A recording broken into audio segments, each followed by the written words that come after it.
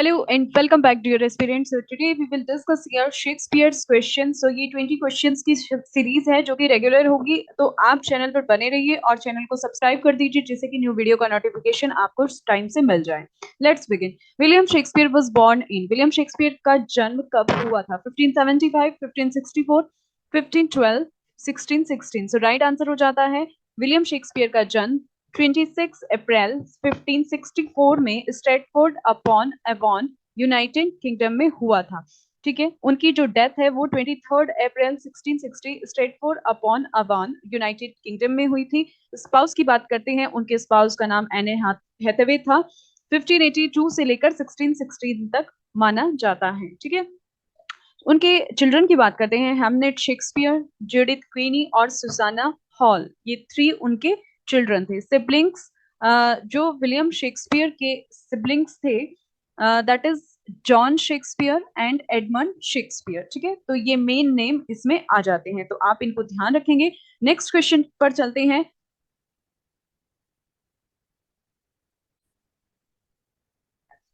Next question. Shakespeare was born in Stratford-on-Avon, but what county is that town? ठीक है, Shakespeare was born in Stratford-on-Avon, लेकिन किस county में हुआ था? टाउन की किस काउंटी में? Sussex, Norfolk, Durham, Warwickshire. अगर आपने बायोग्राफी अच्छे से रीड की है तो आप इसका आंसर बता देंगे. पीजीटी 2002 में पूछा गया क्वेश्चन है, बायोग्राफी से है. So right answer will be Warwickshire. प्राय ये कहा जाता है कि जो विलियम शेक्सपियर थे वो इंग्लैंड के नेशनल पोएट थे, जिन्हें बार्ड ऑफ एवॉन भी या बार्ड ऑफ एवन या बार्ड भी बोला जाता था. ठीक है, उनके जो वर्क्स थे वो कोलैबोरेशन में आए थे, जिसमें 39 प्लेज हम इंक्लूड करते हैं, 154 सोनेट्स और 3 लॉन्ग नैरेटिव पोएम्स हम इनमें इंक्लूड करते हैं. ऐसा माना जाता है 39 प्लेज, लेकिन मोस्टली बुक्स में 37 प्लेज मिलते हैं, तो आप इसको करेक्ट कर लेंगे.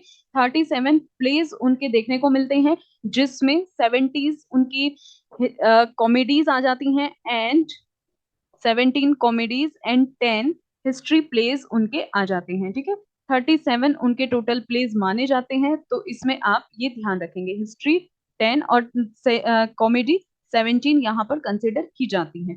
Next question. what was the reason of what was the reason for Shakespeare's leaving Stratford? ठीक है, क्या रीजन था शेक्सपियर ने स्ट्रेटफोर्ड छोड़ दिया था? He was caught stealing a deer from Sir Thomas Lucy's park. He was not satisfied with family life. His friend invited him to London. He got a teaching job in London. So right answer हो जाता है कि वो deer poaching में पकड़े गए थे from Sir Thomas Lucy's park. ठीक है, तो आंसर ए यहाँ पर करेक्ट हो जाता है. Next question. It is believed that Shakespeare was found guilty of dear poaching in the garden of. ठीक है, किसके गार्डन में? ये ऐसे इस तरह से क्वेश्चन को घुमा के भी पूछ लिया जाएगा. सो राइट आंसर हो जाता है टॉमस ल्यूसी. ये आपने पढ़ लिया है. ठीक है, टॉमस ल्यूसी के गार्डन में से वो डियर पॉचिंग करते हुए पकड़े जाते हैं. ठीक है, तो इसमें कुछ फैक्ट्स हैं, उनको भी हम यहाँ पर डिस्कस कर लेंगे. नेक्स्ट है, टॉमस ल्यूसी के पार्क से ये पकड़े जाते हैं. Next question. Between what time periods did William Shakespeare begin a successful career in London as an actor? अब ये जो 3 क्वेश्चंस है ना, question number 3, question number 4 and question number 5, ये इनके फैक्ट से जुड़े हुए हैं, तो इसको ध्यान से आप रीड करेंगे.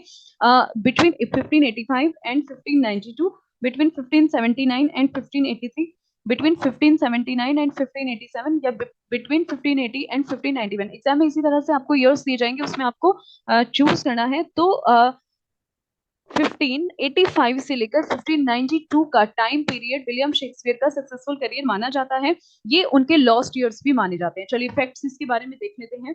ये जो है ये उनके लॉस्ट ईयर्स भी माने जाते हैं. ठीक है, शेक्सपियर की लाइफ के, क्योंकि ये फैक्ट्स मिलते हैं कि जो उनके ट्विंस थे हैमनेट एंड ज्यूडिथ, 1585 में उनका बैप्टिज्म हुआ था, और प्रोबेबली कि वो लंदन थिएटर में वहां पर थे. लंदन थिएटर सीन 1592 में ये दिखाई देता है. ठीक है, तो इसलिए ये माना जाता है कि 1585 से 1592 तक उनके लॉस्ट पीरियड भी माने जाते हैं, और इसी को उनके सक्सेसफुल करियर की शुरुआत मानी जाती है, कि उनका सक्सेसफुल करियर जो है 1592 से स्टार्ट हो गया था. तो राइट आंसर हो जाता है A, between 1585 and 1592. Okay, so next question पर चलते हैं. जो फैक्ट्स हैं उनके बारे में आप अच्छे से रीड करेंगे. ठीक है, नेक्स्ट चलते हैं. रीचिंग लंदन इन 1587 शेक्सपियर ज्वाइन, ठीक है, लंदन पहुंचकर शेक्सपियर ने कौन सी कंपनी ज्वाइन की थी? लंदन पहुंचकर शेक्सपियर ने बर्बेस कंपनी ऑफ एक्टर्स को ज्वाइन किया था। इस तरह के बायोग्राफी से क्वेश्चन पुट अप किए जाते हैं, तो आप इनको अच्छे से रीड करेंगे। Which play bought Shakespeare's name as author for the first time, ठीक है, किस प्ले ने शेक्सपियर का एज एन ऑथर नाम वहां पर बॉर किया था, यानी कि वो किससे फेमस हुए थे? Loves labour lost. Loves labour lost यानी कि एक अर्ली कॉमेडीज में से आता है विलियम शेक्सपियर की, और ऐसा माना जाता है कि इसको उन्होंने मिड 1590 से में लिखा था और इसको परफॉर्म किया गया था इंस ऑफ कोर्ट में क्वीन एलिजाबेथ फर्स्ट जो थी उनके सामने, ठीक है। तो आप ये फैक्ट्स यहाँ पर ध्यान रखेंगे, ठीक है। तो यहाँ पर क्या, लव्स लेबर लॉस्ट एक अर्ली कॉमेडीज में से मानी जाती है जिसको 1590s के बीच लिखा गया था और क्वीन एलिजाबेथ फर्स्ट के सामने इंस ऑफ कोर्ट में इसको परफॉर्म किया गया था। तो ये फैक्ट्स आप ध्यान रखेंगे। नेक्स्ट जो फैक्ट आते हैं, इसमें जो ये स्टोरी है, इसमें किंग ऑफ नेवेरे हैं, उनके 3 कंपेनियंस हैं, ठीक है, और वो वहां पर औत लेते हैं या कसम खाते हैं कि जो कंपनी ऑफ वीमेन है वो 3 इयर्स तक वीमेन की कंपनी से दूर रहेंगे, ठीक है। ऐसी वो कुछ वहां पर औत करते हैं, ठीक है, और अपनी स्टडी पर ही सिर्फ फोकस करेंगे।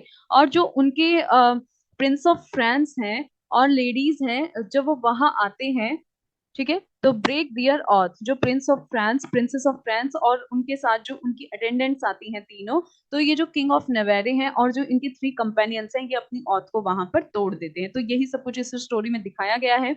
ये एक untraditional ending for a comedy है, और ये जो प्ले है ये क्लोज होता है जब प्रिंसेस के फादर वहां पर एक्सपायर हो जाते हैं, और जो वहां वेडिंग चल रही होती है वो डिले कर दी जाती है ईयर को, ठीक है। तो ये सबसे यूनिक उनकी स्टोरी का एंड होता है। ये फैक्ट भी आप ध्यान रखेंगे कि जो लव लेबर लॉस्ट है इसका एंड सबसे यूनिक होता है जितनी भी स्टोरीज होती हैं, ठीक है। और ये जो प्ले है इसमें मैस्कुलिन लव और डिजायर को दिखाया गया है कि किस तरह से वो अपनी जो औत है उसको भंग कर देते हैं। लव्स लेबर्स लॉस्ट कि जो लॉन्गेस्ट सीन है, जो कि हमें एक्ट 5 सीन 2 में दिखाई देता है, एक लॉन्गेस्ट स्पीच या इसको लॉन्गेस्ट सिंगल वर्ड भी बोल सकते हैं। तो इस ये है ऑनरी फिकेबिलिट्यूडी नी टैटिबस, ठीक है, इस तरह का ये वर्ड है, तो इसको आप ध्यान रखेंगे। यहाँ पर ये लव लेबर लॉस्ट में बोला गया है एक्ट 5 सीन 2 में, ठीक है, तो ये आप ध्यान रखेंगे। Next question, what was the theatre in London that Shakespeare was associated with? ये अच्छे से आप जानते होंगे, ठीक है, ग्लोब थिएटर से वो एसोसिएटेड थे।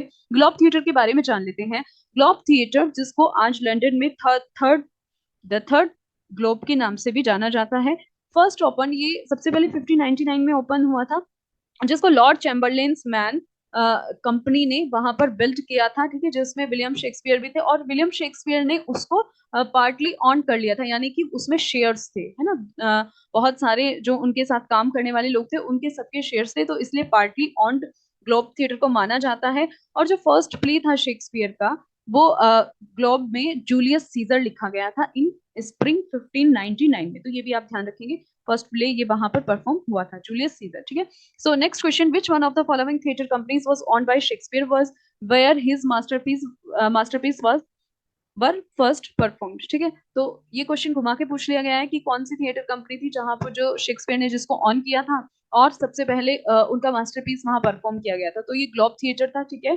29 जून 1613 में ग्लोब थिएटर आग लगने से जल गया था जब वहां पर हेनरी एट्थ की परफॉर्मेंस चल रही थी। हेनरी एट्थ यानी कि कोलैबोरेटिव हिस्ट्री प्लेज ये माना जाता है जिसको विलियम शेक्सपियर ने और जॉन फ्लेचर के कोलैबोरेशन में लिखा गया है, और ये हेनरी एट्थ की जो लाइफ हिस्ट्री है उस पर बेस्ड है, ठीक है। इसका ऑल्टरनेटिव टाइटल हो जाता है ऑल इज ट्रू, ठीक है। ये डॉक्यूमेंट्स में ये टाइटल पाया जाता है। हेनरी एट्थ जब इसका जो ये फर्स्ट फोलियो के 1623 के पब्लिकेशन तक नहीं वहां पर हमें शो हुआ था। तो ये फैक्ट्स हैं कुछ हेनरी एट के बारे में और ग्लोब थिएटर के बारे में कि जब वो बर्न हुआ था तो तब वहां पर हेनरी एट को परफॉर्म किया जा रहा था। हेनरी एट को अनफिनिश्ड प्ले भी विलियम शेक्सपियर का माना जाता है, ठीक है। Next question, what was the first name of the playing company Kings man that William Shakespeare partly on, ठीक है। तो ये भी क्वेश्चन वहां पर घुमाकर पूछ लिया गया है कि शेक्सपियर पार्टली ऑन किस कंपनी से थे, तो लॉर्ड चैम्बरलेन्स मैन इसका राइट आंसर हो जाता है। What happened to the globe theatre in 1613? क्या हुआ था ग्लोब थिएटर में? वो बर्न डाउन यानी कि वो जल गया था, इसका हमने भी डिस्कस किया है। Next question, how is Sam Wanamaker 1990 to 1993 connected with Shakespeare, ठीक है। कैसे सैम वनामेकर शेक्सपियर से कनेक्टेड थे? He is the great great great grandchild of Shakespeare, या it was his vision to rebuild the Globe, in no way whatsoever, he owned all the publishing rights. So right answer will be answer be कि उन्होंने मतलब उनका vision था कि वो globe को rebuild करेंगे और ये 1995 में ये बनकर तैयार हो गया था, रिबिल्ड हो भी गया था द ग्लोब। तो ये फैक्ट्स हैं कुछ, इनको हम ध्यान रखेंगे। Next question, where did Shakespeare retire to? तो कहाँ से हुए थे? लंदन, यूएसए, ब्रिटेन या Stratford on Avon? So right answer हो जाता है स्ट्रैटफोर्ड ऑन अवन, जहां उनका जन्म स्थान था, वहीं से वो रिटायर माने जाते हैं। ठीक है, वहीं उन्होंने रिटायरमेंट लिया था। Which of these phrases appears on Shakespeare's gravestone? ठीक है, तो शेक्सपियर के ग्रेव स्टोन पर कौन सी यहाँ पर फ्रेज आपको शो होती है, ये आप अच्छे से जानते हैं, एक बार इसके बारे में जान लेते हैं। Good friend for Jesus sake forbear to dig the dust enclosed here, blessed be the man that spares these stone and cursed be he that moves my bones। तो इस तरह की ये लाइंस हैं जो शेक्सपियर के टॉम स्टोन पर दिखाई देती हैं। सो राइट आंसर हो जाता है D, cursed be he that moves my bones। तो ये जो लाइंस हैं ये आपको ध्यान रखनी है। ठीक है, कुछ भी पूछ सकते हैं या फिर फिलिप्स फिल करने के लिए भी दे देंगे। तो ये जो लाइंस हैं इनको आपको अच्छे से रीड करना है। नेक्स्ट क्वेश्चन चलते हैं। Next question is Venus and Adonis. Venus and Adonis is a poem by, ये तो इजी हो जाता है, विलियम शेक्सपियर की ये पोयम है। वीनस एंड एडोनिस के बारे में जान लेते हैं। ठीक है, वीनस एंड एडोनिस एक नैरेटिव पोयम है विलियम शेक्सपियर की, जिसको उन्होंने 1593 में पब्लिश किया था। ठीक है, ये शेक्सपियर का फर्स्ट पब्लिकेशन माना जाता है। ये पोयम स्टोरी बताती है वीनस की, जिसको गॉडेस ऑफ लव भी माना जाता है। ठीक है, ऑफ हर रिक्विटेड लव। और इसमें क्या होता है कि एडोनिस जो होती है, अटेम्प्टेड सेडक्शन ऑफ एडोनिस, वो एडोनिस पर सेडक्शन करती है। इस तरह की कुछ स्टोरी है, जो कि एक हैंडसम यंग मैन है एडोनिस, और ये पोयम पेस्टोरल है। ठीक है, और एक ऑफ लव को बताया गया है। इस पोयम की स्पेशल जो बात है वो क्या है कि ये स्टेंजास ऑफ 6 लाइंस में लिखी गई है, जो कि इयम्बिक पेंटामीटर राइमिंग स्कीम इसकी हो जाती है ABCC, यानी कि 5 पेंटामीटर मीन्स 5 group है ना, 5 words ABCC। Although this words form was known before Shakespeare's use। ठीक है, वैसे तो इसको शेक्सपियर के यूज करने से पहले भी जानते थे, लेकिन कॉमनली ये इसको इन्होंने वीनस एंड एडोनिस के स्टेंजा में यूज किया, और इस पोयम के बाद इसको Edmund Spenser and Thomas launch ने भी यूज किया था। ये जो पोयम है इसमें 199 स्टेंजा है और 1194 टोटल लाइंस इसमें हो जाती हैं। किसमें? वीनस एंड एडोनिस में टोटल 199 स्टेंजा है, जिसमें पर स्टेंजा में 6 लाइंस है ना, और टोटल लाइंस इसमें मानी जाती हैं 1194 लाइंस। ठीक है, तो आप इनको ध्यान रखेंगे। नेक्स्ट जो हम बात करते हैं, नेक्स्ट ये जो पोयम है वीनस एंड एडोनिस, ये ब्रीफ डेडिकेशन है हेनरी रॉथस्ले, जो कि 3rd अर्ल ऑफ साउथहैम्पटन माने जाते हैं। ठीक है, और जिसमें जो पॉइंट है डिस्क्राइब करता है पोयम में, the first year of my invention, वो पहला उत्तराधिकारी बताता है उसको कि ये मेरे इन्वेंशन का फर्स्ट हेयर है ना, यानी कि उत्तराधिकारी है। ये जो पोयम है ये इंस्पायर्ड है मेटामॉर्फोसिस से, जो narrative poem by the Latin poet Ovid. ठीक है, next question, where from this line have been taken? ये लाइन कहाँ से ली गई है? तो ये आप अच्छे से जानते हैं, इसका राइट आंसर हो जाता है शेक्सपियर के टॉम से ये लाइन ली गई है। वेयर फ्रॉम द लाइन्स, ये लाइन्स कहाँ की हैं? अगर आपने अच्छे से प्लेस के बारे में पढ़ा होगा तो आप इन लाइन्स के बारे में भी अच्छे से जान जाएंगे। तो ये लाइन्स हैं, fear no more the heat of the sun, nor the furious winter rages, thy worldly task hast done, thou home art gone and taken thy wages। Cymbeline, Midsummer Night's Dream, King Lear या Hamlet? तो ये right answer हो जाता है। ये जो lines हैं सिम्पलिन से ली गई हैं। ठीक है, तो सिम्पलिन में ये लाइन बोली गई हैं।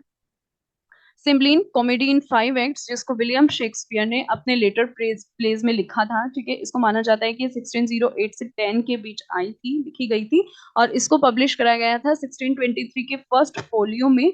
और ये जो है ये प्री क्रिश्चियन रोमन वर्ल्ड सिम्पलिन, इसकी जो मेन थीम है वो एक हस्बैंड और उसकी जो वाइफ्स फाइडेलिटी मीन्स उसकी वफादारी पर ये आधारित है।